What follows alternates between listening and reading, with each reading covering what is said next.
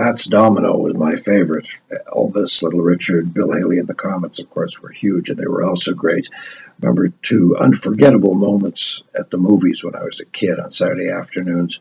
One was when this quiet little farm boy, played by Elvis, sang "Love Me Tender," and the audience went totally mental, especially the girls crying and screaming. And then, of course, when Bill Haley and the Comets sang the track song to Blackboard Jungle, 1, 2, 3 o'clock, 4 o'clock, rock, same thing, total eruption. Antoine Fats Domino Jr. was born in New Orleans on February 26, 1928. His dad was an accomplished violinist, and his uncle played jazz guitar.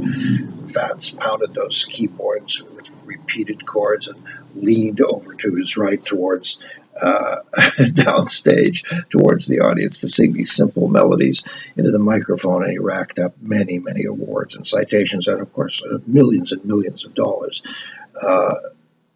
We saw him millions of times, also on the Ed Sullivan Show, but it was in the Jane Mansfield, Tom Ewell movie, The Girl Can't Help It, that I really fell in love with this guy. I just thought he was something amazing.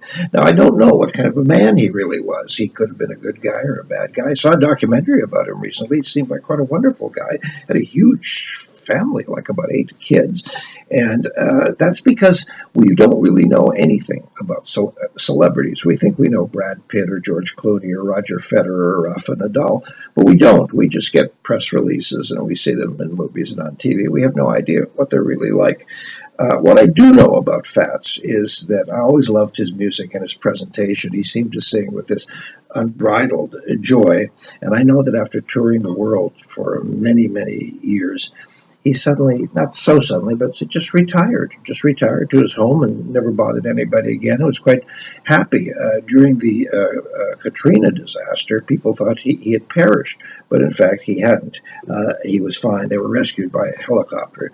I know that Fats Domino's recording of "Ain't That a Shame" was great, but Pat Boone's White Bread recording outsold it by millions. I know that song and Blueberry Hill are still anthems for many of us. I found my thrill. Even at my age, if I hear that, I have to jump up and dance.